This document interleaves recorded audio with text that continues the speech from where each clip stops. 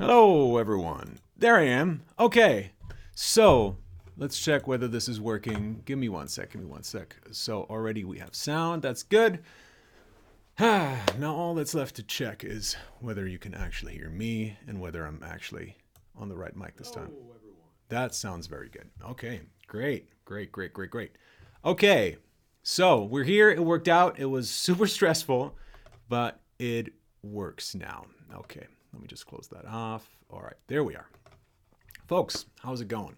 Welcome to live stream number 106. That is 106. Man, we've been doing that for quite a while, haven't we? In case this is the first time you're seeing one of these live streams, this is something I usually do privately on Patreon, where every week I do one of these things, and you can send in songs, ask me questions, that sort of thing, and I'll review them live on air. It's the first time I'm hearing those songs or listening to those questions. So always quite exciting, and we have a good show for today as well. There's a bunch of things I want to address before we get started. If you have any questions, just ask them in the live stream, and I'll head there every once in a while to answer your questions. But people who have subscribed on Patreon obviously have priority. So if we run out of time, I'll make sure that everyone on Patreon, of course, who's paid for the service, will have their questions answered. Okay, let's start with a quick overview of what's happened the last week, because a ton of stuff is going on right now. With the songwriting decks on Kickstarter, the songwriting decks, we have 15 more days to go in that campaign. A German version is planned right now, which is quite exciting. We've unlocked 7 stretch goals so far, which includes linen finish to all of the components. So that's cards, rulebook, and the box. We have a thicker box with spot UV. We have better cards, unlocked better cards. I think it's 310 GSM. Ivory core, which is a really, really good card stock. And most recently, and this is the most important update, we unlocked 27 additional cards, which are their own deck. It's their completely own unique thing. And it's called the section cards. So you can watch the design over on Kickstarter. And there's also a little image on the front page that'll show you what the cards look like. And if you want, you can also check out the newest update where I show like a bigger version of that. But basically what it is it's 27 cards. Each one of the cards has a section written on it. So it might be bridge or verse or something like that. Or it's also the more rare stuff like, a solo, instrumental, a down chorus, those sorts of things. So there's all sorts of section names written on there, and some of these cards will say start up in the left-hand corner. So you take one of those cards, place it in front of you, or stick it to a wall, which is my preferred way of doing things, and then that card will tell you like, okay, this connects to, and then it will give you a bunch of different sections that you take as your second card. You put that down, that will give you a bunch of options. So that way, just by sticking card next to card, you can build your entire structure out with just these cards. And it can be anything from a 2:30 song to like a 15-minute epic drama or whatever, just using those cards. And I like sticking them to a wall because if you do that, you could put down little post-it notes underneath each section and write down ideas you have for each section. So you can really easily plot out your entire song like that. And one of the other really cool things is, and this is a really great idea that one of the backers had, is that in the back of the card, you'll also see energy levels. So just by putting up those cards, you can already see the energy curve your song is going to take and kind of what you're going for in terms of energy management. So that I think is really cool. It's a really nice crossover with the addiction formula that I really love. Also, we have an app planned. That's the next stretch goal that we're hopefully going to unlock soon. And after that, we're going to add another half deck, another 27 cards to the box so that we have a really full little, cube of songwriting goodness there. And I have some really cool ideas for that. If things work out, it's quite difficult in terms of the manufacturing. We'll see how that goes, but I have some really cool ideas for a rhythm deck for sure. Also, just the past couple of days, I've been in Berlin, and we visited Ahrenshoop, which is near the Ostsee, like near the sea here in Germany. And we visited a hotel to check out for a songwriting camp that I'm doing next year in Germany here, which is going to be limited to German songwriters only for now. This is something we want to do every year, but the first one we want to kind of keep it small, just make sure that we can make a really great event just for 30 people or so. But it will have some or not just some of, but probably the biggest songwriters in Germany. So I'm quite excited about that because it's a cooperation with Verso. That's the Vereinigung der Songwriter, the Guild of Songwriters, so to say. And they have the biggest songwriters in Germany. And we're still not sure who's gonna be there exactly, but it's gonna be some pretty big songwriters for sure. I just, the guy that I went there with, Alexander Freund, just released a #1 record here in Germany. It's the new Silbermond record. So that's pretty exciting. I'm really excited about that. Next on the list, a lot of people have asked me about this. Am I gonna make more videos on the new Tool record? And honestly, making that last double episode on Tool was so much fun, and it kind of reminded me of the good old days with the artist series and working on that. And it's a crazy amount of work. That's why I can't do that so much anymore, because I like to work on other stuff as well. And that's why I can do the songwriting decks. That's why I released another book this year. That's why I can do this songwriting summit next year. But I really enjoyed that. And since I'm a big Tool fan as well, and I really had a blast analyzing the song Fionaculum, I will do more episodes. Let's start with one, but maybe we can do more than that as well. I'll have to see if I can fit it into a time schedule. It's already pretty crazy, but I'm excited, man. I'm so happy that people are digging the new episodes. So yeah, man, let's keep doing this for a little while. And very lastly on my list here is I'm going to start a podcast soon, and I have just contracted my first band for the podcast. So what I want to do with this is I want to talk to artists that are out there that are performing. The first band here on my list is Normandy, which released a song called White Flag, which I'm a huge fan of. These are mostly going to be rock bands, probably, honestly, because the thing is, I'm going to talk to songwriters as well, but mostly rock music, because rock bands typically write their own music. And I'm especially interested in performers, in songwriters who perform their own material, because I think then the authenticity is at another level. It's a quite a different thing, I think, and it's really interesting to talk to people who perform their own music. So Normandy is going to be the first band on this. A couple of months ago, I already interviewed Agent Fresco, which I'm a huge fan of as well, and that's going to be a video, but for the future, that's what I have planned, starting with a podcast. Hopefully a regular one, maybe starting next year. I can't promise anything yet, but that is all planned for the future. Okay, so let's see how it goes. All right, let me just check what's going on in the live stream right now. Okay. Let me check. Oh, thanks, John Boggs, for donating $2. That means a lot. Thank you so much. Okay. What is my favorite jazz piano progression, says Ari Cohen. So I guess we're going to start with the question section, are we not? Let's move on there right now.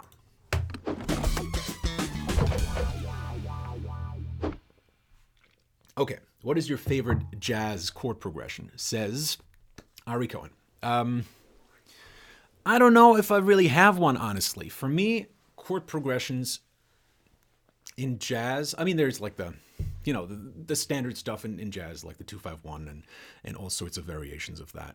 I'm not sure if I have a favorite jazz chord progression. I think it just really depends on the song, In pop, I do have a couple of chord progressions that I really, really like. In jazz, it's a little bit more complicated to say because they're probably going to be very basic, and it just depends on, like, most chord progressions I like are very basic. And it's just a question, and this is a per song question. The question is, like, how am I going to make that more interesting by using, like, a sub-5 or something like that to turn it into something that sounds a little bit more jazzy. Something I really like to do when it comes to writing chord progressions in jazz is actually using a pop chord progression and then just moving the bass down in thirds. So for example, if I have a chord progression, let's start with like a really simple chord progression, C, A minor, F, G, right? Let me just write that down so I have it here. C, A minor, F, G. So instead of playing those chords, though, and playing C, A, F, G in the bass, what I'm going to do is I'm going to move the left hand down a third tonally. So I'm moving the C down to an A down to an F, F down to a D, and G down to an E. So, because those are all the notes within the scale of C major. So basically what that gives me is an A minor 7, an F major 7, a D minor 7, and an E minor 7. Now, that already sounds a lot more jazzy. I can do that again and move it down another third. So that will be an F, A minor 7 slash F, F major 7 slash D, D minor 7 slash B, or E minor 7 slash C. So those chords now would be, that would be an F major 9, D minor 9, a B, what is that? B diminished 9, half diminished 9, and a C major 9. Those will be the chords now. So this is a way of like abstracting a simple chord progression and making it more and more sound like jazz. And I find that really helpful seeing, because I come from pop, I come from very commercial music, and seeing chord progressions as these very simple triad chord progressions makes writing them a little bit easier for me, because the way I write my melodies in jazz is over that first chord progression. I'm going to write my melody over C, A minor, F, G, which is a super pop chord progression. And then just going down in thirds with the left hand is going to make the chords jazzier. And because the relationship between the melody and the bass has changed, it now sounds more complicated as well. So I can start by writing a simple pop song, and just by changing the bass, it's going to sound more and more like jazz. So that's one of my little secrets I figured out a while ago, and it's something I use quite a lot for jazz writing. Okay. Jelena Sirik says, how to find inspiration to write when you are feeling low and indifferent. I think there's two things. One thing you must do and one thing you can do. For me, it really helps to just write every single day. If you don't write, you're going to get scared of it at some point. So I think you should have to break through that fear and just write every day, and not be afraid, not be ashamed if the greatest work you've ever written doesn't come out. So just keep writing. Someday you're going to have a good day, and then things are going to go really smoothly. And honestly, I've had sessions where I didn't feel great, and I still wrote some great music that I was really happy with afterwards. It doesn't happen as much, granted, but I think the good sessions only happen because I put in the work every single day. I think. The other side of the coin is something you can do is getting excited about your work again. And something I like to do is whenever I'm a little bit indifferent, as you call it, is I'll go on YouTube and I'll just watch some tutorials, or with the songwriting decks, that will be a really cool tool for that as well. You turn over 2 cards and it gives you like a unique idea where you're like, oh, cool, I've never thought about it like that. Just do something or learn something new about your craft that makes you reassess it in different terms, and makes you see everything in a slightly different light. And me, personally, for me, that always works. I always get excited about something if I'm like, oh, cool, I've never tried that before. I wonder what that would sound like if I did that. And that's my start, and off I go, Okay. Dropkicks Chester says, worst song of all time. Any other answer than We Built the City is wrong. Okay. Joshua says, how are you? I'm good. Still a little bit tired because of all the traveling that I did. Yesterday I traveled for a good 9 hours by train, car, and everything. And it's a lot. I don't deal well with travel, but it's okay. I'm better now. Thanks. Okay. Cool.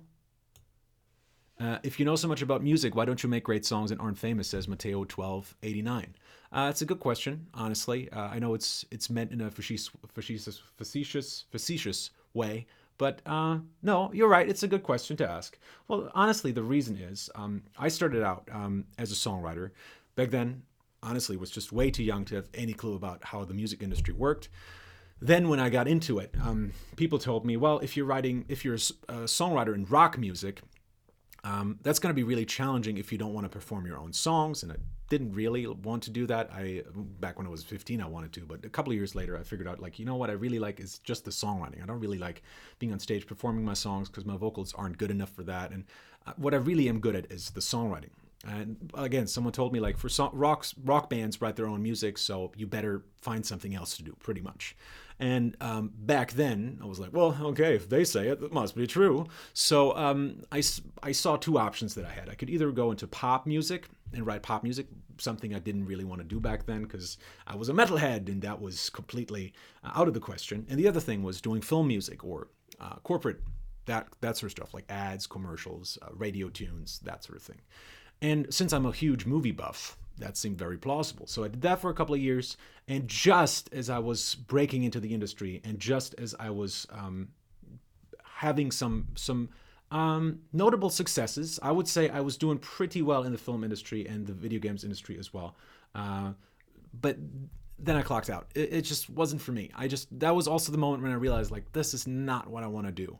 I really prefer songwriting. And then when I came back to songwriting, and I'd always been writing songs on the side, of course, because that's always the thing that fulfilled me the most when it came to writing music. And then when I came back to songwriting, I said, like, well, you know, first of all, I have to figure out, like, how can I make a living with this? And since I always loved teaching and I'd done a couple of songwriting classes and stuff like that, I went straight to that. I didn't even consider, like, becoming a pop songwriter or anything like that or making that a profession again.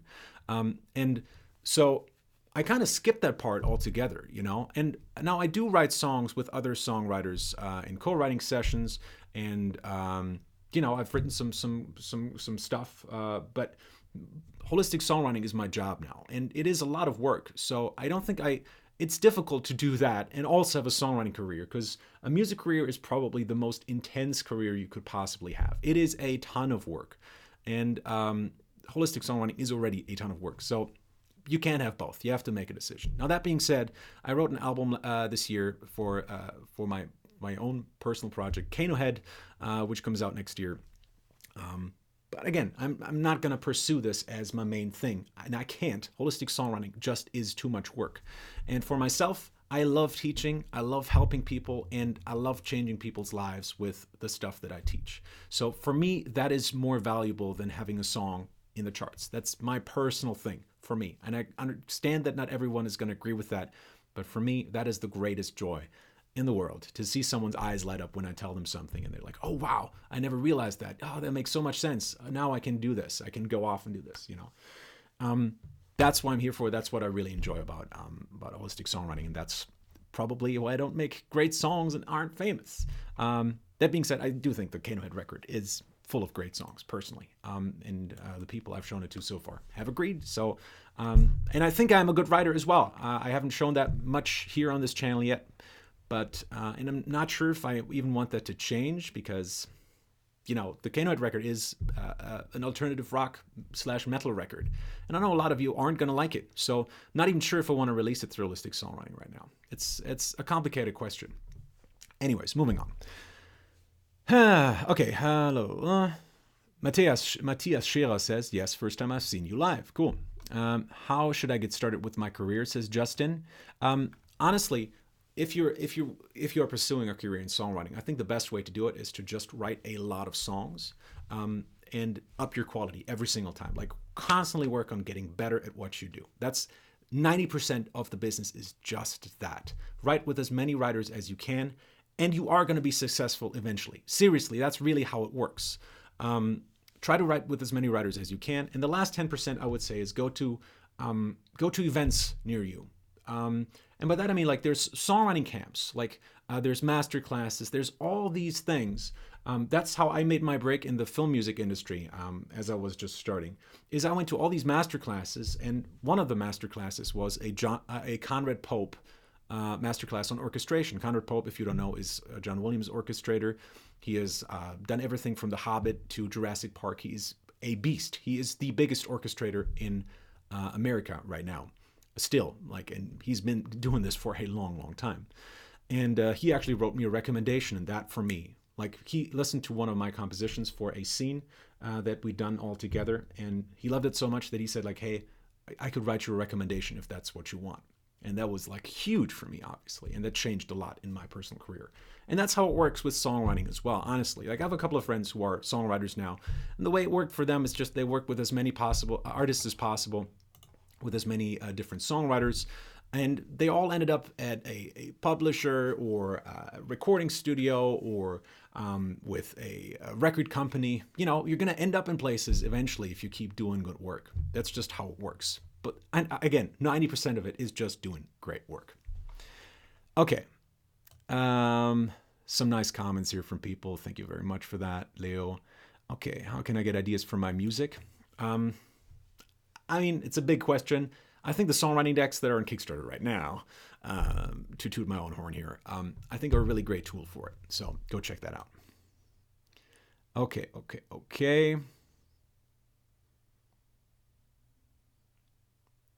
How long have you been playing the cello? Give a piece of advice how to master it, please, says Vladimir Kilkeev. Kilkeev? I don't know. Not long. Don't ask me. I'm a horrible cellist. So no, I'm definitely not the person to answer this. I just really use it just for long chords, and I can barely play those. Like if I ever need like a string section in my songs, I'll just use that. And yeah, but no, don't ask me about it, please. I'm just a horrible cellist. It's just for sound design and very softly mixed into the backgrounds of some songs. Okay. Songwriting question. What do you think is the most difficult thing in writing progressive music, says Mashik Shukawa. Mashik Mashek Shukawa? Is that it? The most difficult thing in writing progressive music probably is, well, there's a number of things. I think, having odd time signatures and working with those well is something that you just have to learn. So in the beginning, that's really difficult. Like for every time signature that you're going to learn, it's going to be difficult. Like for example, I'm really comfortable with 5/4. I'm really comfortable with 4/4, 6/4, 12/8, those sort of things. And I'm comfortable with very odd time signatures. For some reason, 7/8 is something I'm really struggling with. 9/8 is something I'm really struggling with. So it just depends. Like wrapping your head around those different time signatures, and I think really tackle it one by one. Try to get a feel for how these work. With a 5/8, for me it's a group of 2 and a group of 3. It's a da da da da da da da da da da da da da da da, or da da da da da da da da da da da da da. That sort of has a sort of flow to it that I really like. 7/8 is just something I can't quite wrap my head around. What's difficult about writing these time signatures isn't to write a riff that is in 7/8. Anyone can do that. That's not difficult. What's difficult is hearing that as one consistent phrase and getting that to groove, making sure that people don't notice that it's 7/8. That's the difficult part. And that I would say is the most difficult thing. So something I'll do quite a lot to combat that actually in writing progressive music. And I think you can hear it on the Canoid record as well on song 11, No One Else, is that in the verses, I'll use some more odd time signatures that kind of resolve into a more common time signature in the chorus, which I think is a really nice way of working with tension in the verse and then resolving that in the chorus. It's a really nice way to play with that, because odd time signatures tend to sound very cut up, because we really hear those smaller groupings instead of hearing one large time signature. And I'm always impressed if bands manage to make us hear the entire measure instead of just hearing those small groupings. Okay. Gabrielle Sigillo says, why don't you ever make a songwriting series about the Beatles? Honestly, because it's difficult. I'm a little bit afraid of the algorithm, the YouTube algorithm, to take it down, because I'd love to do an episode on the Beatles. I mean, I'm a huge Beatles fan. I have a tattoo of John Lennon right here. I'm a huge fan, really, I am. I think it's one of the most influential bands ever, and also on me. It has a huge influence on me as a writer as well. So I'd love to do an episode on the Beatles. I'm just a little bit afraid of the algorithm, and I'm not sure putting in all that work is ultimately going to pay off if nobody's going to see the video. So that's, I don't know, maybe at some point in the future, that's all going to be really easily settled. But I mean, I know that Rick Beato had some really big challenges on his channel when he uploaded Beatles videos, and they all got taken down. So it's a really frustrating thing to put a lot of work into. Okay. Jelena Sirik says, how to mix genres while writing songs and have it sound good. For example, pop and hip-hop, pop and rock, hip-hop and rock. Do you have any tips for that kind of stuff? Honestly, I think for me, it's always been, and so on the Canoid record, there's like hip-hop and rock mixes. There's definitely some pop in there as well. There's some of that happening on my record, and I've written songs that definitely did that a lot. For me, it's always been, I did like jazz and rock mixes and all that sort of stuff. For me, it's always been about finding an emotion that where both of those genres overlap, and that's going to be my transition. So, for example, in hip hop and rock, for me, it always was this, right? It was these like heavy kind of grooves, those really driving kind of grooves. That's kind of what connects those two genres. It's this feeling of you feel cool if you listen to hip hop or rock. That's kind of the thing that connects the two for me. So if you write something that sounds as a rock riff that just sounds cool, that when you walk to that music, you feel cool. If you can get that, it's really easy to turn that into to add some hip hop to that. I think the same thing goes for jazz and rock, for example. It was really difficult for me to get into jazz, but when I heard John Coltrane play My Favorite Things live in Tokyo, it's an insane performance. It really is. And to me, that was so metal when I heard it for the first time. Truly, truly metal. Like, it sounded like that guy just like completely destroyed his own song. And it was so violent and it was so aggressive and it was absolutely incredible. And when I heard that, I was like, oh, okay, yeah, those two can overlap and there can be a song that can combine both of those. It's that willingness to completely break out of everything and just completely go over the top with everything that I think I would use as an overlap between those two genres.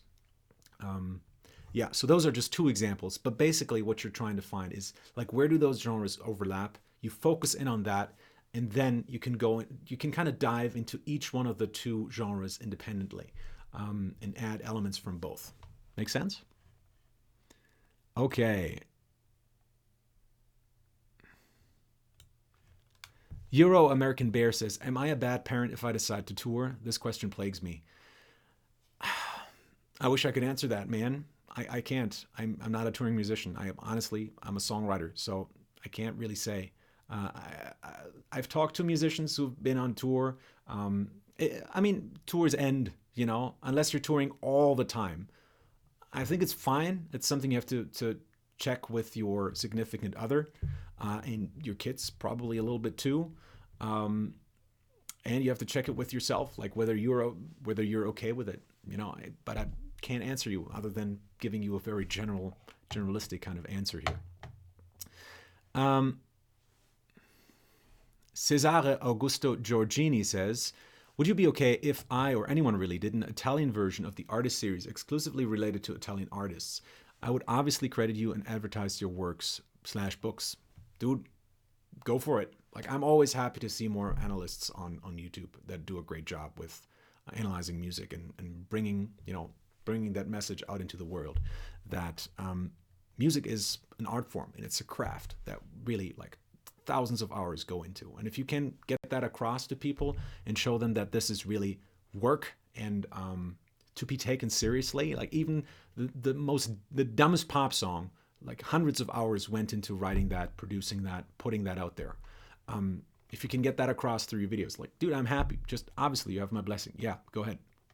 Dustin McCrindle says, Dustin from South Africa, my question to you is, what do you see as the future of rock music? Where do you see it going in the next 5 to 10 years? Thanks. It's always a difficult question because I honestly can only guess. I think, this is just me, I think we're going to see a little bit more. We have a lot of perfection in rock music right now, and that's already decreasing over the last couple of years, but there's like a lot of like overproduced rock productions. I think we're gonna, if honestly, and I am just guessing, but if I had to guess, I would say we're probably gonna see some more grungy stuff again, like a '90s revival kind of thing, where we're gonna see some really like underproduced records that just sound rough and sound honest, and that's kind of what I try to do with my record is to write something that sounds honest and authentic, and just like you can, nothing is auto-tuned, everything is just as I played it, and yeah, I think maybe we're going to see more of that. But as I said, I can only guess. Okay. Let's see. Denny Gross says, How do you deal with juggling the producer and musician hats while recording? I struggle with that and would appreciate any advice on the subject. So that is if you're writing and producing yourself. Is that right? Yeah.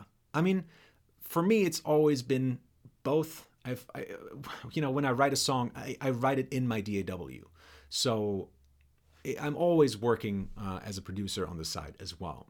But what I think really helps is, I mean, it's hard for me to say because I've been doing this for such a long time. I know where my shortcomings are, and I automatically kind of work around them.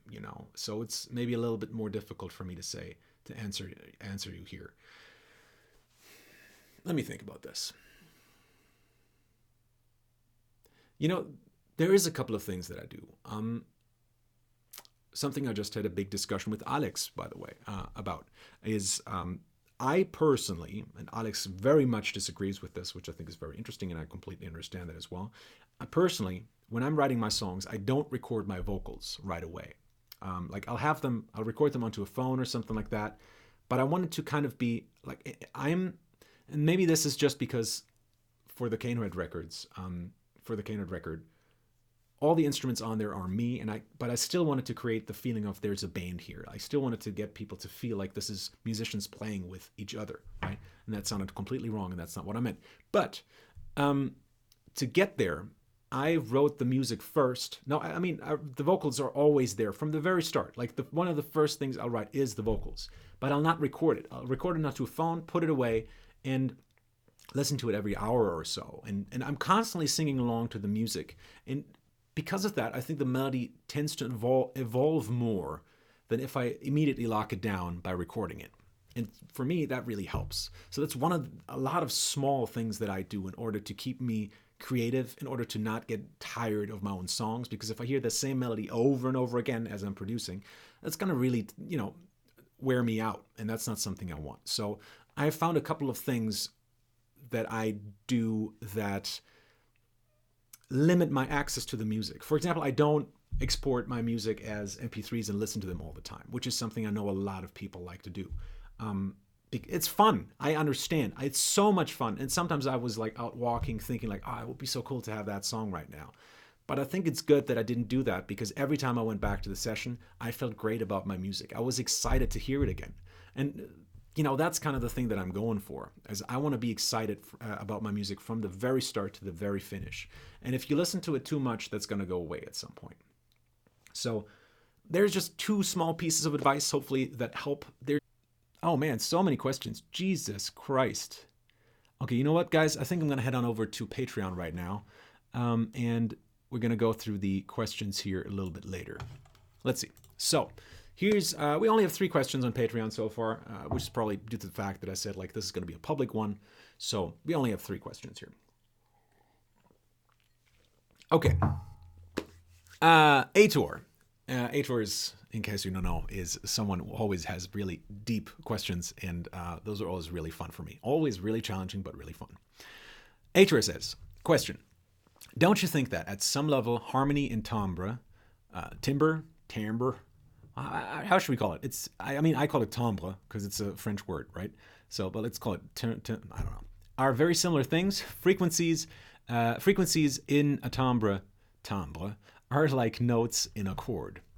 They can make a timbre feel brighter, darker, tense, relaxing, more consonant, or more dissonant. That said, shouldn't we be interested in timbre progressions just like we are in chord progressions? Do you have any ideas on how to create timbre progressions? That's a very, very good point, I think. And it does make sense to think about your instruments or your parts in timbre. I just wouldn't use that term personally because timbre is it's such a vague word as well, that includes so many things. Personally, I would call it frequency spectrum, just a little bit easier to grasp, I think, because we can talk about frequencies. Talking about timbre is really difficult. We can say an instrument sounds dirty or clean, or it's really difficult to name those timbres. So personally, I prefer frequency spectrum. We can say like, oh yeah, this sound has, a lot of 600 hertz or whatever, like there's a peak there or something like that. It makes it a little bit easier to talk about things. But if we're talking about things like that, if we come down to frequencies, then really what we're talking about is notes. Because guess what? Notes are frequencies. And I think ultimately, harmonic progression is a slightly more specified version of expressing timbre or frequency spread, like how a sound translates to the frequency spectrum. Does that make sense? Now, what that doesn't include is the time aspect, because timbre changes so much. Like if you play a stringed instrument, right? So if you play a violin, the very first thing you're going to hear is just it's just a horrible that kind of sound. It's when the hair first hits the string, it's just like it just takes a while for the string to start ringing, and then you're gonna get the and then you're gonna get a little bit of the a little bit more vibration, and the sound comes in, and then it's gonna go softer at the end there as well. And obviously you can control that over the duration of the note on a stringed instrument. So there's just a lot of things going on here. It's really difficult to describe that. I think chord progressions just are a little bit easier to grasp, and that's why we talk about those. I mean, you're absolutely right that really when it comes down to it, what we are trying to do is control timbre. And we do that through a notation as well. Like we have stuff, we put in swells, we say martelle, we say, like for the strings, that's the sound where we start with the string, with the bow on the string, and we just move like this. So it's a, instead of playing, which is, cantare, is that what it is? I'm not sure right now. I think it's just basic arco, I guess. So we have all these expressions that we use in basic notation to tell people like how we want that to be phrased, and that is essentially talking about the timbre that we're looking for. So hopefully that gives you a little bit of an answer here. I think it's just a little bit more practical to talk about chords and stuff like that. But there are certainly some things which can't be expressed by our modern terminology. And, frankly, there's probably something to that, and I think a lot of it. That's why I think modern pop music is still so interesting to listen to, because that's basically all it is now, right? The chords are super simple, the melodies are super simple, even the lyrics aren't really that interesting most of the time. But what's really interesting about modern pop music is just the timbres of those different synthesizers. Like every time I hear a pop song, I'm like, wow, that sounds so good, like unbelievable and so interesting. So that to me is pop music in a nutshell. It's basically timbre progressions, if you will. And that's really sound design. And again, that's really difficult to put in words, but you're absolutely right that it is very much important. Nico has a question. He says, hi, Friedemann. Will AI computers one day be able to generate great emotionally compelling songs, or will there always be specific things in the songwriting process that are uniquely human, in your opinion? That's a good question. Honestly, I think it's possible that AI is going to write songs that sound completely authentic, that sound completely realistic. The thing is, the only difference I think that's going to be there is that it can't be authentic because it was written by a machine.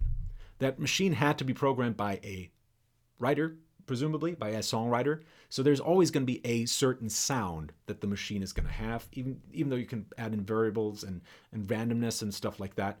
It's always going to have a certain sound. But I think they're going to get incredibly close to what we can do right now. I think they're going to get incredibly close, have already gotten incredibly close, and it's only going to get better.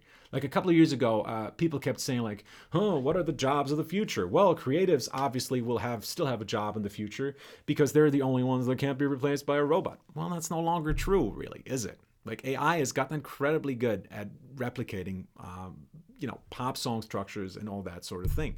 So I don't think we can rely on our creativity to guide us into the future at all. I think the only thing that really is going to separate us from machines in the future is going to be image, because nobody wants to see a robot dancing around on stage, maybe as a sort of gag every once in a while, but not as a regular feature. Because they don't have a personality. There's nothing there. We don't want to listen to a robot in an interview.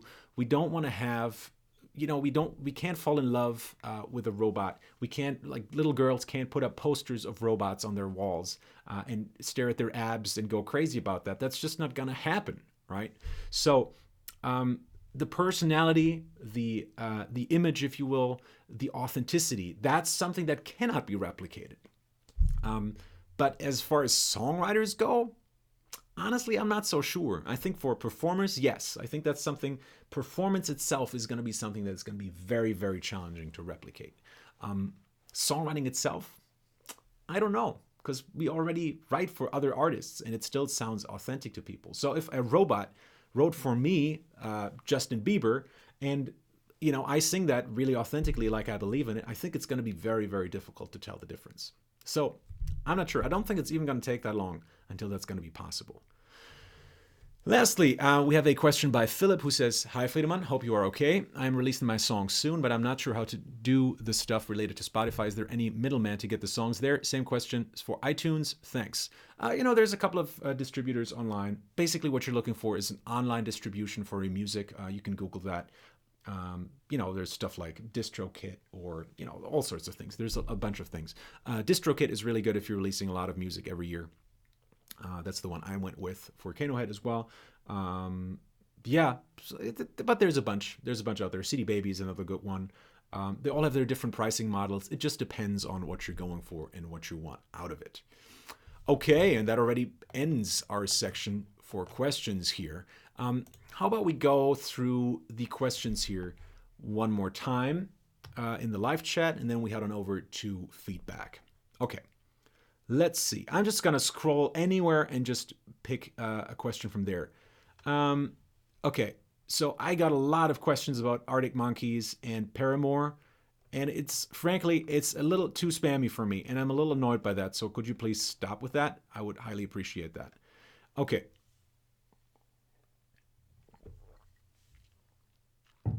Okay. By the way, someone, Monarch9999 says, Limp Bizkit and Papa Roach did that 20 years ago and it became a gimmick. I presume they're talking about the mix of rock and hip-hop. And yes, it depends on how you use it. It can totally sound like a gimmick.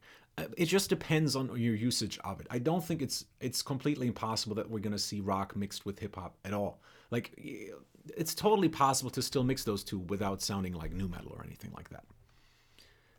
Okay, so let's scroll, whatever, here. What are the rules for writing lyrics to a song? Whew, okay, don't mean the chorus and stuff. Man, that's a huge, huge question. I have a course on that, the lyric writing master files. I'd forward you to that because it's a big question, man, and it requires a big answer, and I don't think I have the time for that right now. It's too big of a question. Like, there's just so many answers to that, and I think I'd do you a disservice if I just gave you a quick 2-minute answer here. Okay. So a lot of questions about featuring artists on the artist series. Okay. And Shaggy, please stop asking about the Arctic Monkeys and Paramore. It really is annoying, and it really spams the entire chat. Okay. Between Now and Forever Official says, taking advantage of some of your holiday sales. Happy to hear that. Do you have any courses or plans for music theory courses? Yes and no. I have I have a couple of music theory things on the website that aren't specifically music theory. I have a bigger course planned for next year. I say bigger course. The maximum course, the biggest course I've ever done for sure. That is going to include music theory as well. But I don't think it is as necessary as a lot of people seem to think when it comes to writing music. So it's not something I've put a lot of work into yet. Alexander Freund, who we talked a lot during the last couple of days, who has a #1 record in Germany right now, doesn't use music theory a whole lot. When I was in LA, the songwriters I met there don't use a lot of music theory. Honestly, I think music theory is overrated in a lot of ways, and I use it mostly on holistic songwriting just to make it clear to people what it is that I'm talking about. Honestly, you don't need it. Listen, just use your ears. That's the most important tool you have. Music theory isn't as important. Just write a lot of music and figure out what's going on with those things alone, and that's going to make you a better writer long term. I think that's really valuable. And I have a course on ear training if you're interested in that kind of thing. Okay.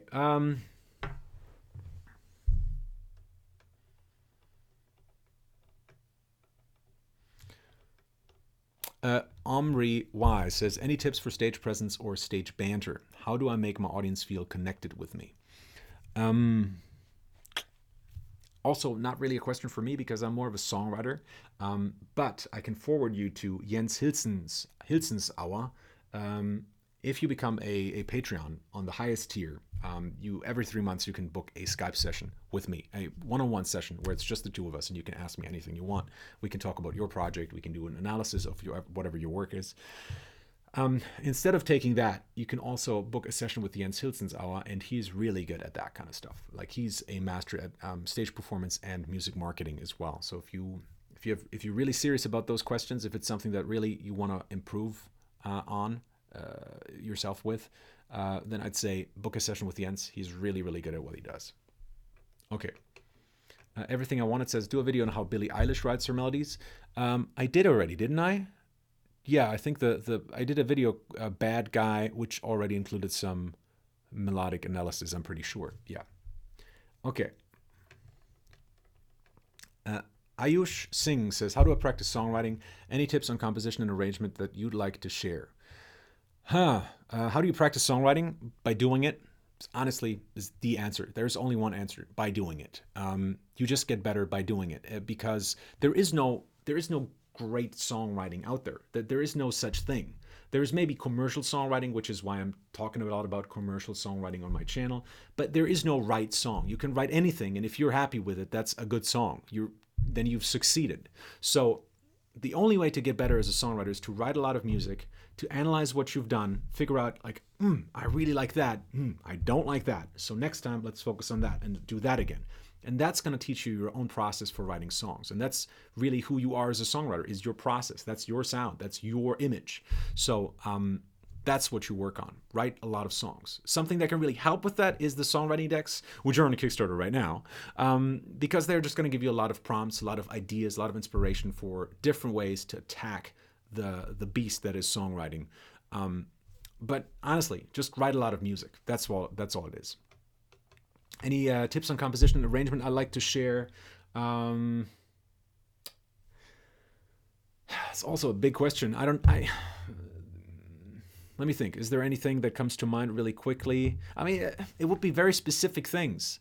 I don't know. The addiction formula would be a good source for you as well if you're interested in like structuring and arranging your songs. I think that's a really solid way of looking at things that has helped a lot of people. That's my book on Amazon, The Addiction Formula. Yeah, I'd say start there. I think that's a really good basis for everything. That's why I wrote that book. Okay, Frank Ocean, how Frank Ocean writes a melody. I see here a couple of times. Yeah, I thought about doing a Frank Ocean video. Maybe we'll at some point.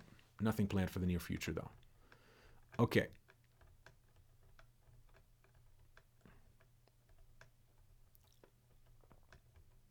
Ayush says, how do you write your songs? Please tell us about your workflow practices if you'd like to share.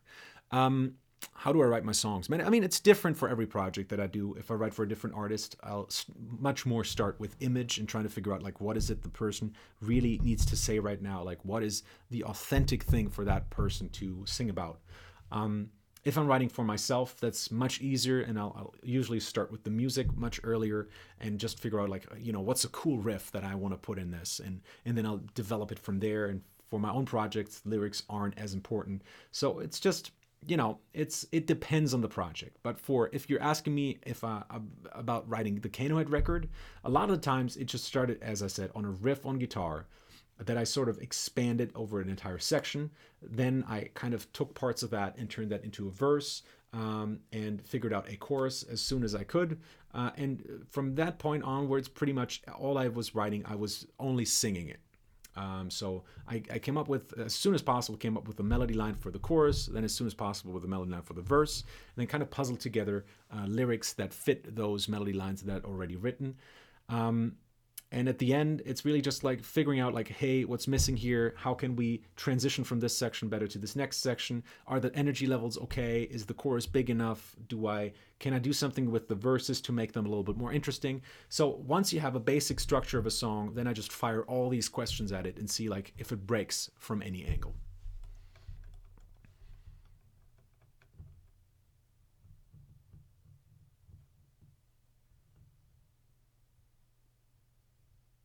I don't understand this question from Matthias, who says, would you recommend packets, card deck, and more? I'm returning to music. I want to write songs, but I never have made music really professionally. But anyway, I have some knowledge. Would you recommend packets, card deck, and more? Do you mean the songwriting decks?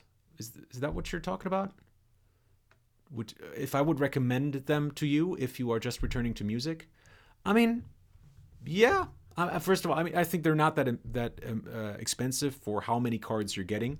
If we're unlocking another 27 cards, that's, what is it? That's over 200 cards. It's an insane amount of songwriting exercises that can be very inspiring.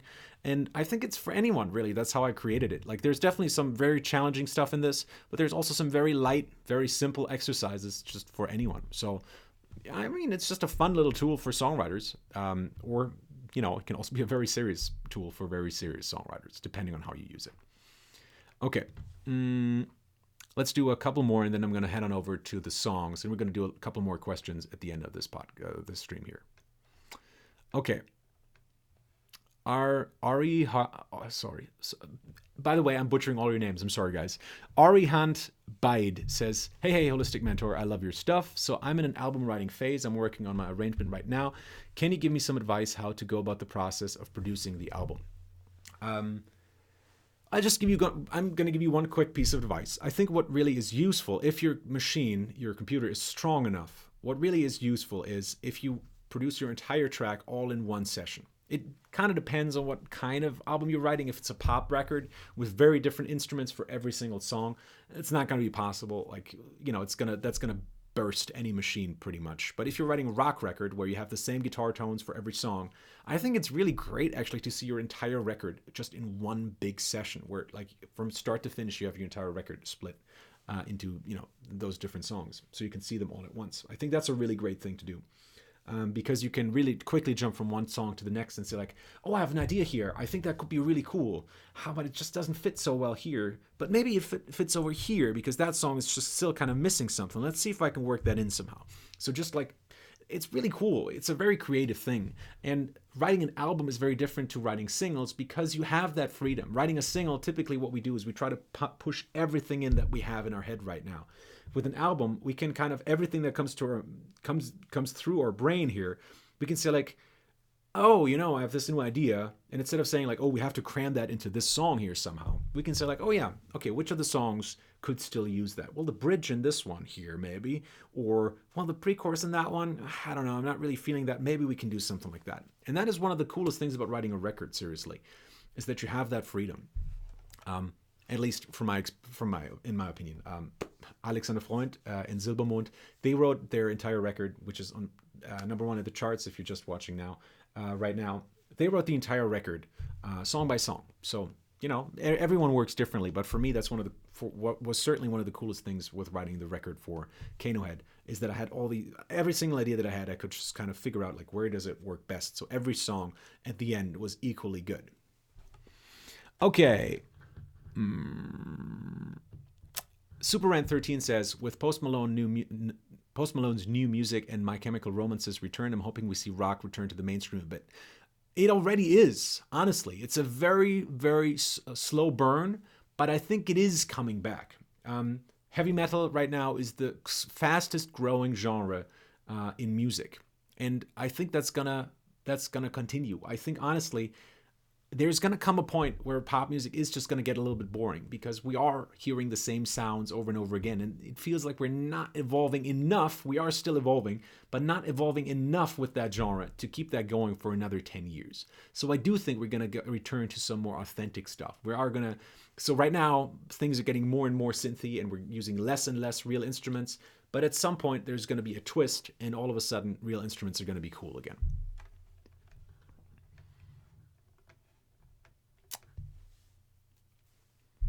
Shaggy says, how to make a good debut album. I think, honestly, the most important thing you can do on your debut album is find your sound. It doesn't have to be the best record yet. Musically, don't try to make a well-written record yet. Just try to make a record that just has an opinion, just something that has a sound. Because people will pick up on that. A&Rs, execs will pick up on that. If you have something that's special, that's more important than sounding perfect already, perfection is something you can do later. You can still, like, if the first record is a small success and people really react well to your new sound that you've created, or to your unique thing, your USP, so to say, then you can always take it to the next level with the next record. And then that's the one you produce really, really well. So yeah, the first thing you need to do for a debut album is figure out, like, what's your sound. And you do that through writing. Don't sit down and take a pen and write down all the things that you want to do. Just start writing. It should come from here, not from here. And then once you've written a couple of songs, you'll very quickly find, okay, hey, this song, this works really well. I love this. Let's do more like that. Can we change this older song so it sounds a little bit more like this? No? Okay. Well, it's maybe not the right song for now. And then you keep writing in that vein until you kind of figure out what the general through line is for your entire record. Okay, what's my opinion on the infamous terrorist, Anthony Fantano? I've gotten a lot of Fantano-related comments lately because I was wearing a yellow flannel, and because of the bald head, which is why I'm wearing a beanie right now. It's not, but there. So I think Anthony is doing a great job with the channel, man. I mean, I watch it every once in a while. When I have a record that I'm excited about, I'll watch his review. I very often disagree with him, honestly, but that's cool. Like, some of my favorite YouTube channels out there are review channels, and I very often disagree with those as well. It's really more about the personality and seeing things from another angle as well. So yeah, and sometimes it's cool to learn about new music. So I mean, yeah, I like it. He does a great job with it. It's edited well. He's a great personality. I really loved his, what was it called? He did like a gag album as a sort of rapper, which I thought was really funny and really stupid. But there's just some really funny stuff on that that I really quite enjoyed. But yeah, I mean, yeah, I'm not like wildly excited about his stuff, but it's like, yeah, because I don't, like, generally not that into music review channels, because at the end of the day, it is all just opinion a lot. So so I try to stay away from that myself. Like, every once in a while, if I have if I think I have a good point to make why I think something is not good, then I'll make a video about that, as was the case with the Ed Sheeran Justin Bieber video. But it's very rare. I try to stay impartial because everyone loves this music, obviously. People love the music that they're, if you're clicking on one of my YouTube videos, you want to watch that video and hear me talk nicely about your artist, right? So even if I don't completely am in love with your favorite artist, I want to pay that person respect, because they worked very hard to get where they are, typically. Just me. Okay, so RD1 says, does age matter in the music industry? I mean, there's a lot of examples of older artists out there that, started their career when they were 40, 50, or sometimes even 60. It's possible. It depends on your market for sure. That's definitely a big, big part of it. It depends on what you look like as well, My wife is same age as me, but she looks like she's half my age. So, for her, it really won't matter much. Yeah, it's a bunch of things. It depends on your sound as well. Like, if you're trying to make, if you look like you're 60 and you're trying to make modern pop that sounds like you're 13, that's not going to work. As long as you find something that is authentic to you and that looks like it comes from that mouth of yours, I don't think there should be a problem with that, because people do like good music that seems authentic. And again, it depends on your audience as well. Like, it's difficult to market. If you're 40 years old, it's going to be a little bit more difficult to market your music to someone who's 13, if that's what you're going for. But if you're making music that's meant for people your age, it's going to be easier to market that. And it's also going to be easier to write that music, because it's probably something that you identify with personally. Vladimir Kilkeev says, what software do you use for songwriting? I use Logic Pro X. That's my DAW, and that's the one I use for all of my writing as well. But recently I've learned about Songcraft, which we have a partnership with now, because I'm a really big fan of what these guys do. I think it's a really great writing software. I used to work with MasterWriter back in the day, but I just stopped because I think I think the interface, and this is my personal opinion, obviously, it's a great software that can do a lot of things, but the interface is just ugly. You know, it's just, the UI is just really, really ugly. It's no fun writing in that software. There's too many buttons. There's too much shit in that software. And I think Songcraft does a really, really great job. It's super simple. It's very streamlined. It's basically Google Docs for songwriters. It's very straightforward. It's super easy to use. It can just do so much of what I want a program like that to do. So I'm a big fan of that. And yeah, we're gonna have a cooperation with those guys in the future. And I want to have like a part of Songcraft that's just gonna be holistic songwriting related stuff. So that's something we're working on currently. I think that's gonna be really quite cool. Okay. Justin says, any tips on where I should start doing shows so that I can get some fans for my career? I mean, I think it makes sense to start local. Just like figure out what the clubs are in your local area and try to get big there first. Like it's really difficult. Like if you live in a small podunk and the next big city is like whatever LA, like it's not gonna work, man. Like be realistic. Like if you have no clout in your own little local area, you're not gonna get clout in LA. So I think it makes sense, or wherever, you know.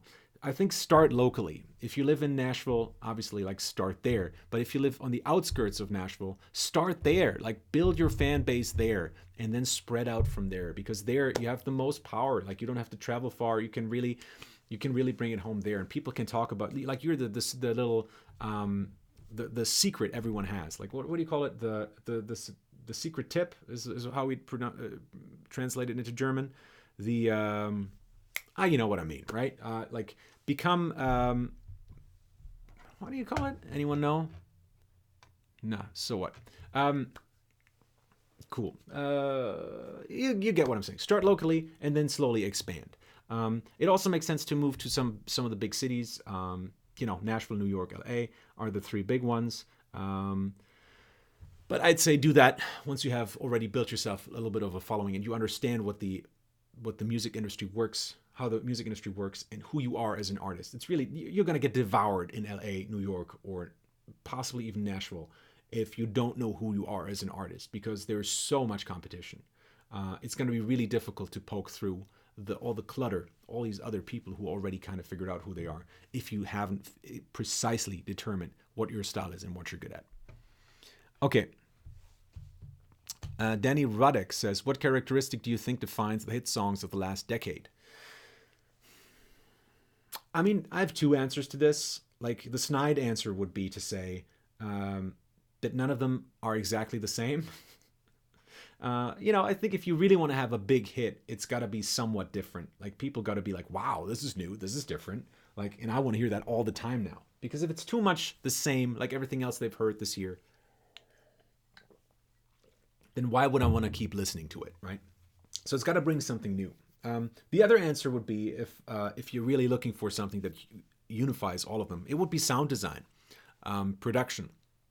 You know, great synth production, great mixing, making sure the vocals have that really particular sound. To me, that's exactly what makes songs interesting these days. It's not in the songwriting, it's not in the lyrics necessarily. The lyrics, yeah, they do count for sure.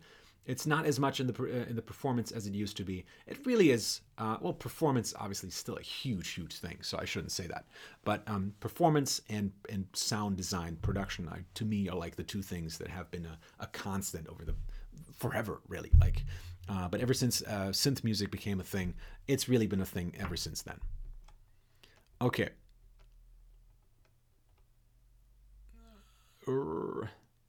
Let's do one more question. I already said that I was going to do three, but I kind of lost track of that. So let's do one more.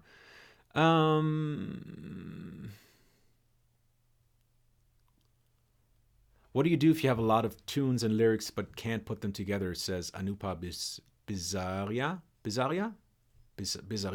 I don't know. So what do you do if you have a lot of tunes and lyrics but can't put them together? Well, it doesn't really work like that, does it? It's not like I have like written all these lyrics and completely independently of that, I wrote all these melodies. And now I'm like, okay, so which ones would go well together? It's never going to work like that. A lot of it is honestly, you write a couple of melodies, you find some that you're excited about, and then you figure out what lyrics to write to that. Or you write a couple of lyrics and then you figure out how to sing those. I don't think it can be one or the other. You can't just write, kind of puzzle them together. I think it's going to be really difficult unless you're really willing to make a lot of compromises. Like I'll have that sometimes, that I'll write a lyric and I kind of want to find a melody to that. But the lyric kind of has like a little bit too many syllables for my melody, so I'll just change the lyric. Maybe if I want to keep the melody, I'll just say the thing in a slightly different way. So rearrange the words, tell it from a different person's perspective, tell it from use some filler words like just or like or whatever, to kind of make it longer, or shorten it by rearranging the sentence structure. And that's kind of, it's a puzzling game, and that's always what it is, really. Sometimes you can make a compromise and like say, okay, you know what? I really love this lyric. Let's just add a couple of syllables to that melody. Sometimes that's okay, as long as you're kind of staying within a structure and a certain given structure. But I think for beginner songwriters especially, my recommendation is just be very strict with your melody writing. Whatever the melody is that you've written, that's what your lyrics have to fulfill, right? Okay. So, let's see. Is there anything else? Gabrielle Mercado says, please teach me how to turn poems into songs. It has been done. I'm not gonna lie. There's certainly some people who are really good at doing that. So Now Sleeps the Crimson Petal would be a good example of that, I think, which was like a proper poem, a beautiful poem that was turned into a song for, what's that? Is it Vanity Fair? I think that's the name of the movie. That's just beautiful. The way they did that is just great.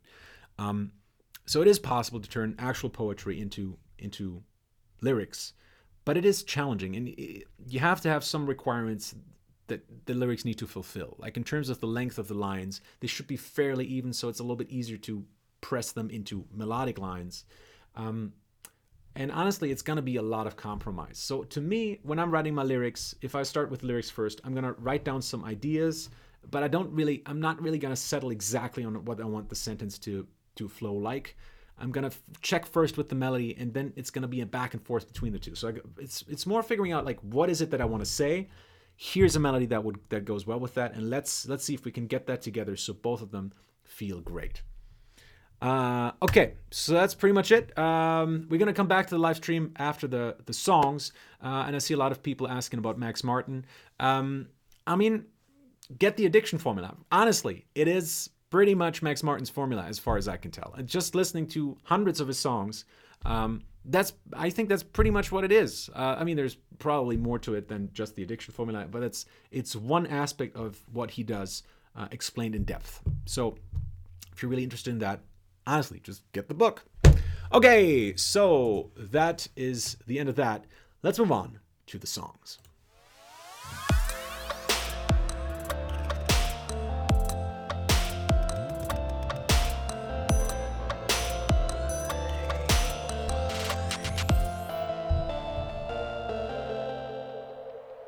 First song of today comes to us from Kyle, who says, hey, here's a Hidden Gentleman song from a couple of weeks ago. We took on board your feedback, or Friedback as I like to call it.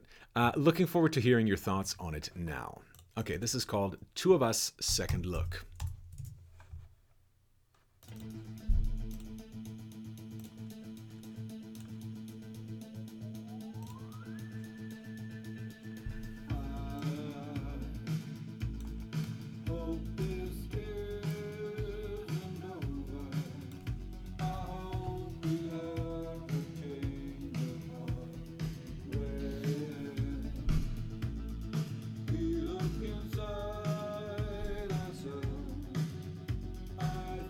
We see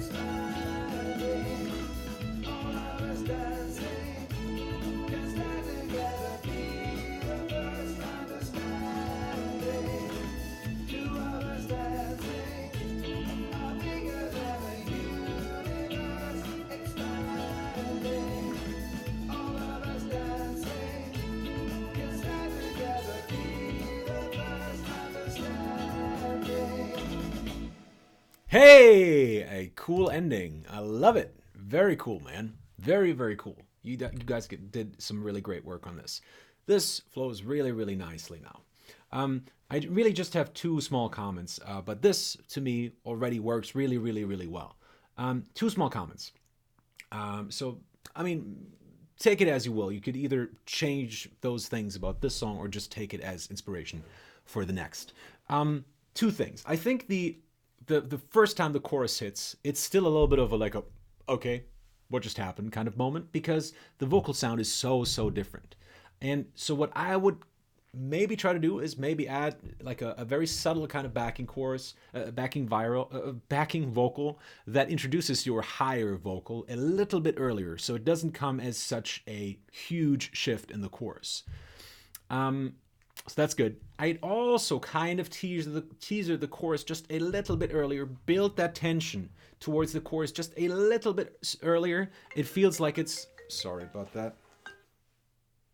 It feels like it's just a little bit too late, and it feels like we're kind of in this groove, and then all of a sudden, like, tension. Oh, here's the chorus. It just feels a little. That's just a little too quick, you know. So if you can make that a little bit smoother by introducing the tension just a little bit earlier, and that could be done through those backing vocals, I think that would be great. The other thing I wanted to mention is in the chorus you have this guitar, which sounds much better now, by the way. I think it sounds sonically much more the same as the verses, because that was an issue I had last time, I remember. But I think the rhythm of it doesn't really work so well with the vocals. I think it's just a little too different. It feels like if the vocals are this, it feels like the guitar is doing this kind of thing. You know, it's just kind of there, and it kind of plays its own hits, and sometimes it collides with the vocals, and sometimes it plays in between the vocals, and it doesn't really work with the main vocals, I think. So it sometimes collides, and then sometimes it doesn't, and so for writing guitar parts, I either want something that is powerful, that goes, shut it. Sorry about that, guys. Let me see if I can turn off the sound. Otherwise, I'm going to throw my cell phone out the window. Okay. So, sorry, lost my train of thought. What we want is... Oh, yeah. We want a guitar part that either flows really, really well with the drums and the vocals. So something that works sort of as a bridge between those two elements, right? The vocals usually deliver one sort of rhythm, and the drums deliver the other, and the vocal and the guitars or the harmonic instrument, whatever that may be, is kind of the bridge between those two, and we kind of want to find something that bridges those two elements.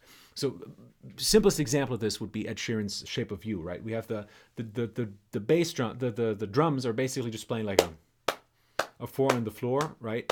We have the harmonic, and then the vocals are, we let the story begin, we going out on a first date, you and me are thrifty, you know, so it's a lot of 16th notes, which kind of goes against that.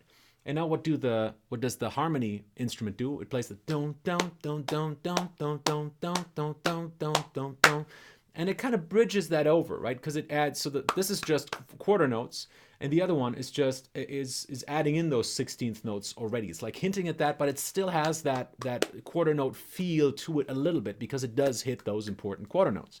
It hits the downbeat, for example, and so it's a nice way to bridge those two over. What you're doing is it's entirely independent rhythm right now, and I think that's ultimately where the chorus could still be improved, is that the guitar is too much playing its own thing. It's not really following either the vocals or the drums. It's kind of doing its own thing too much right now. So let's listen to that one more time, so you know what I'm talking about.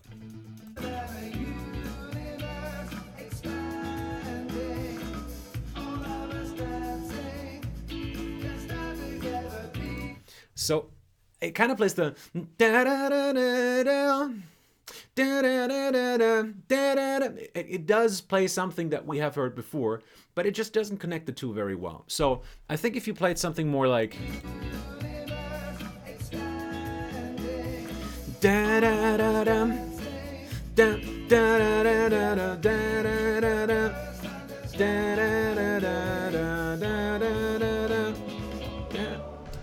you know what I mean? Like something a little bit more follows the beat a little bit more and nicely bridges that over to the vocals. So those are just my 2 cents. Take that for what it's worth. Thank you very much for sending it in. Again, I really like the song, and I'm really happy how it's coming along. Next, we have a song from Grimaud, who says, hey man, here is a new song in French. This one is called Jamais dû t'oublier. Okay. Something like that, at least.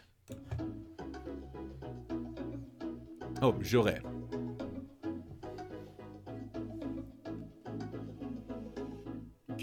Émotionnellement, yeah. Nos rendez-vous sont excitants. That thumbnail is great. Mais aussi exténuant, sensuellement, je te dis que le poison est dans mon sang, baby. Yeah. Je suis le gars qu'il fallait pas demander.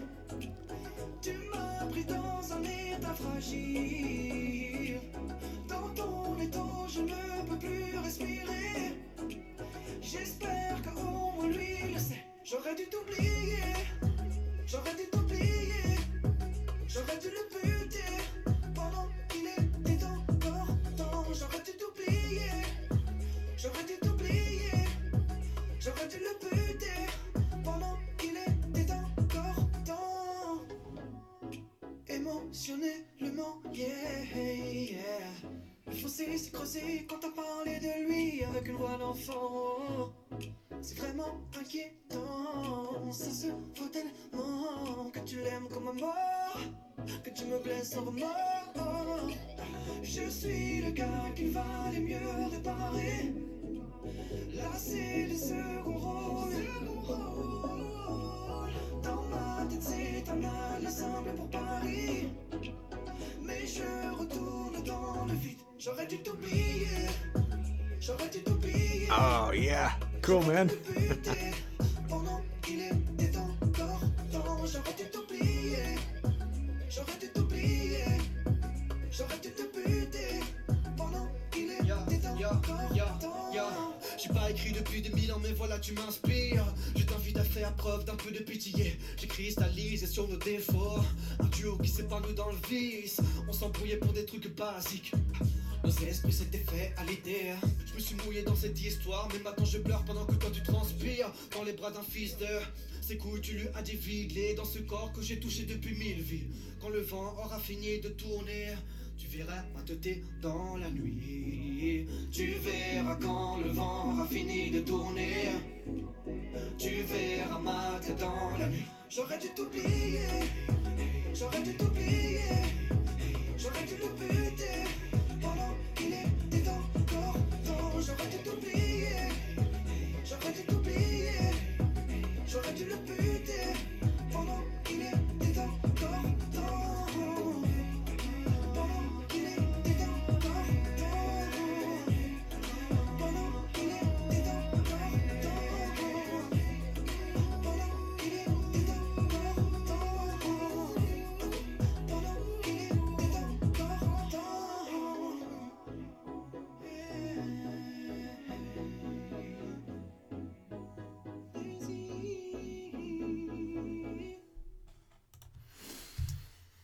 Damn, dude. Very cool. There's a lot of really good stuff in this. I love the chorus. I think the chorus is just super, super, super cool. I really like the production in this as well. There's some small things we can talk about, but man, I mean, the song just works so, so well. And man, I just love that thumbnail. I think it's great. I think everything that we worked out together is really like, I'm starting to see that happen in terms of the image that we worked on. I think that's really, really cool. And I really like where all of this is going. Very, very, very cool. Okay, so love the chorus, love the verses. I think that's the production really great. I think this is almost there. This is so close. The few comments I would have to make is, I think the rap part kind of doesn't work for me yet. And I think the biggest reason for that is that it feels too aggressive for this kind of song. The song has such a nice, smooth kind of vibe. And then when the rap part comes in, it's just a little too gangster for it. It doesn't feel authentic. And maybe it's just a way maybe it's just to do with your performance. Maybe it's just about how you mix it in. But right now it feels it's too edgy. It's too aggressive for the really smooth Timberlake-ish feel of the rest of the track, Especially, I mean, because the chorus is so sweet. And then you come in with that, it's too much of a break for me right now. I think the second verse stays grooveless for maybe a little bit too long, and I kind of wish there was at least some small rhythmic elements that would come in during that. It feels like, after in the first chorus, you got me, and I'm like, I'm ready to dance. And then the second verse comes in, and I'm like, okay, yeah, there's a lot of waiting. I'm excited for the chorus. I really am. Okay, yeah, in another section. Okay, all right, okay, and here's the chorus. Cool, now we're back in business. And it just takes a little long. Like, I think the verse is so good that it bridges that over. And again, like, I don't get to that point where I say, like, okay, now it's too long. It doesn't feel like that, but just if you just gave them just a little bit of implied tension, just showing them what they're missing with the groove, like, having like a kick drum that kind of comes in on the one, but then doesn't do anything for the rest of that section, or having like on the backbeats, right? Having like a little snap, but no kick drum yet. Just like, make them feel what they're missing. Give them a little bit of groove there, I think. That would really nicely build up the second verse. And lastly, I would say, I think the ending feels a little tacked on, and it doesn't really do anything for me in terms of like purpose. It doesn't feel very purposeful. It doesn't really end the song.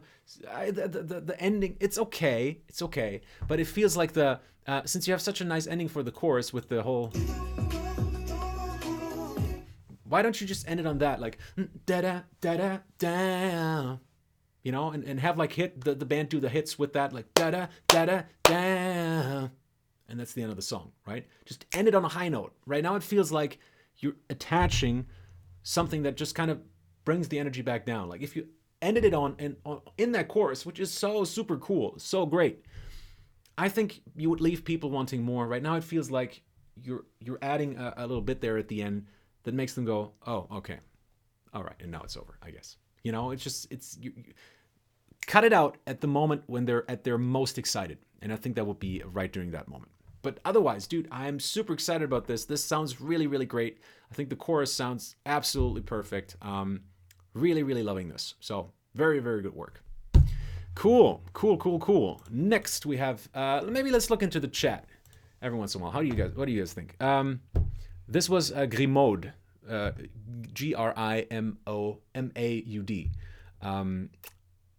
Justin asked. So yeah, he's one of my patrons, and there we go. Okay, Jake Luston says it's a common thing that mastering a craft or instrument takes 10,000 hours. Yeah, there was a book, From Good to Great, which said that, and it named a couple of examples for that. So that's what we commonly assume to be true. Yeah, I'm not sure if that's true, actually, honestly. There was a lot of whys. Because there are some things that I learned rather quickly, because in other skills I was already pretty far, and then I could transition some of that skill to a new skill. Like maybe it would be, maybe I couldn't call myself a master, but I think for example, if you're really good at playing guitar, it's a little bit easier to learn how to play bass, for example, right? That would be a stupid example, but you see what I mean. There's a lot of transitional elements you can take from one to the other. So I think generally that the easiest way to learn is just learn a lot of things, learn what you're excited about, and because everything that you learn, even the things that seem pointless, will help you learning some other stuff in the future. Okay, let's see. Okay, so mostly comments on the tracks. People seem to really like both of those. Natalie Grace Martin says, how do you suggest songs to critique here? I have dozens. Natalie, it's basically on my Patreon channel. So patreon.com/holistic songwriting is where you can submit all of these songs. It's a subscription model, so you pay a couple of bucks per month, and then every week I do a live stream just like this. This is exactly the same as I do it every week. except without the beanie usually. I'm growing my hair out. That's why I'm wearing the beanie. And it doesn't look so great. So I'm vain like that, just so you know. But you can send in songs throughout the week and I'll review it. At the moment, 100% guaranteed. I don't think I've ever missed a song on Patreon, so you are guaranteed right now at least to have your song reviewed if you send it in through that. Okay.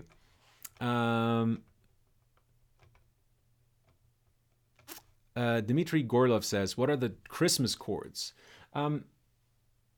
So for me, I know there's been some discussion, and I think Vox did like a video on that as well with like their Earworm series. I think that there is like those Christmas chords, and there's certainly a chord progression that is being used in a lot of Christmas songs, but it's certainly not a chord progression that then sounds like Christmas automatically. And it's also far from the truth of saying like if you use these chords, your song is going to sound more like Christmas. That just doesn't happen. There is no chord that sounds like Christmas. I think really if you want to write something Christmassy and you're looking for chord progressions, I'd say just approach it from a more jazzy standpoint. Don't be too poppy. I mean, there's two ways you can go. One is through sound design, meaning sleigh bells, general like bells, and the more off tune they are, the better I've found. Like the smaller little tiny little bells. That stuff, sleigh bells are huge though, honestly. Like that's pretty much the biggest part. And then in terms of the chords, go for something a little bit jazzy. Like use some chords that are a little bit out of the key, but you know, if you still want to go poppy, like for example, for one of my pop songs that I wrote as a Christmas song, I used a 4 minor, for example. Like I think it went from, so it was basically a 1 4 6 5, I think. 1 4 6. Yeah, it was a 1 4 6 5, but the 4 was minor. That's all I did to change it, and immediately it sounds a little bit more jazzy, and it adds just a really nice Christmassy flavor to the whole thing. Okay, what is the jazziest thing you'll write in a modern pop song? It's a good question. I think it's mostly about melody, honestly. Like you can take a lot of stuff from jazz and put that right into pop music. I think chord-wise, it's gonna be challenging, and I wouldn't try too much there. Like I might use maybe a one-off chord every once in a while, but I'm very careful with that stuff.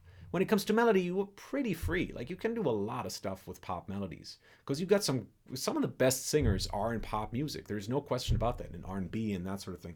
And R&B comes from jazz originally, so it's not that difficult to make that work, I think. So that would be my answer. You can use some pretty challenging notes even in pop music every once in a while. Okay.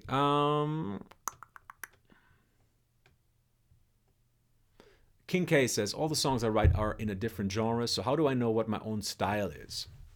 That's a good question. It's something I struggled with for a long time as well. The thing you have to figure out is your own process. If you keep reinventing your process for every song you write, you are going to write vastly different songs. So at least for one album, focus on just one process and say like, hey, this is going to be how I write all of the songs on this record. And if you're worried that they're going to sound too samey, they won't, because you are obviously someone who likes to do a lot of different things, and you are going to automatically bring in all the change that your songs needs, so that not every song sounds the same on your record. But try to find like a through line. Try to find a process. Say like, okay, I'm always going to start my songs with this instrument or that instrument, but then I continue like this. And if the first thing I build is this triangle of instruments, that's the first thing. That's my basis of every song. And then I add the vocals or whatever, and then I add the lyrics. Just figure out what's the step-by-step process to writing your songs. I think that's really going to help. And so try to limit yourself to that. And if you do that, I think limit yourself to sounds as well. Don't use different sounds for every song, but say like, hey, I'm just going to use these 20 songs for the entire record. That's all I'm going to use. Or for the next 2 years, I'm only going to use these 10 sounds or 20 sounds. The entire Kano Head record was just written with 2 Kemper profiles. The entire record. And that's why the songs sound so sound like they come from the same record, I think, because the songwriting is very, very quite versatile. I think there's a lot of different things happening on it, but it definitely all sounds like one record because I use the same sounds for everything. Okay, anything else?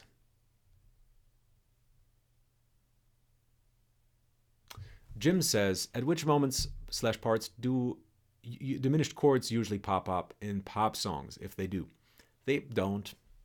Is the easy answer. If you hear anything that sounds diminished, it's usually a 5.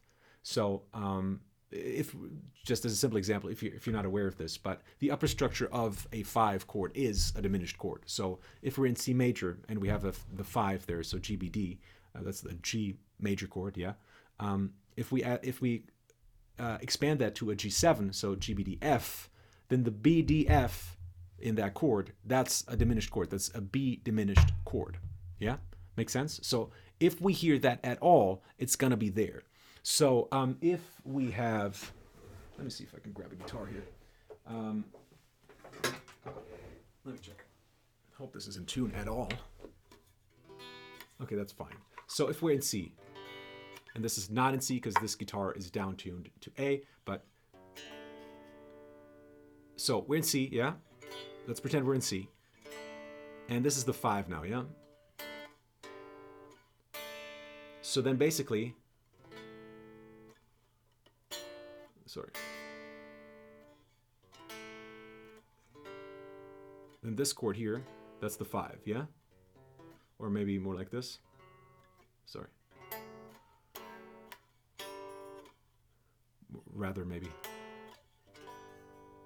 Okay, so, and we could take this chord here, so we could sing, or maybe in minor we'd probably hear it more actually. So if we were in C minor,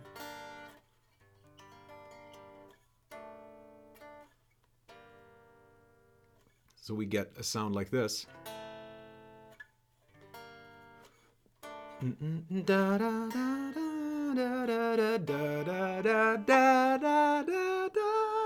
That's kind of a diminished scale that I'm using there, which gives us that feel,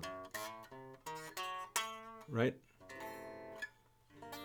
So in minor, because we have typically there we use a 5 flat 9, then the upper structure of if we use a 5, so say the G major.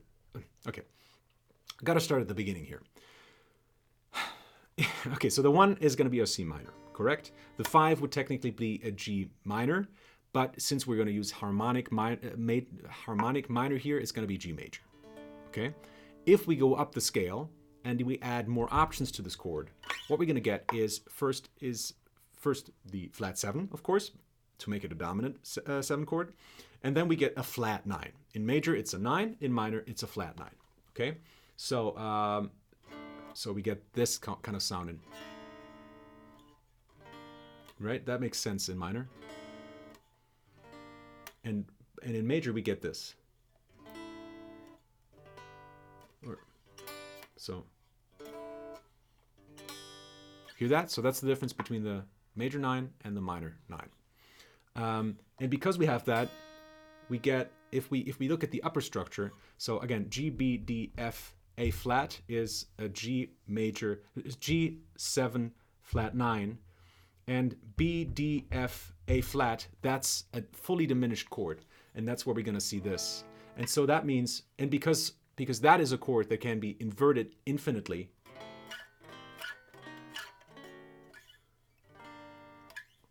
we can really play with that. That's something Muse does actually quite a lot, and that's really a big part of the Muse sound is like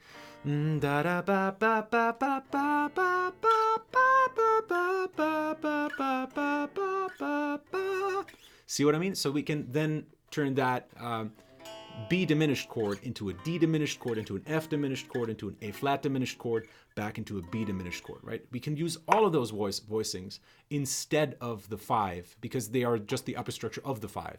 And the bass can either play the G, which would make it still a 5 and we're just playing the upper structure, or if you want to go for something that sounds more like a diminished sound, in that case, you would play the B, D, F, the F, the D, or the A flat. Okay, that was a very complicated question to a complicated question, just because this is a little bit more advanced music theory, but hopefully that made at least a little bit of sense. Okay,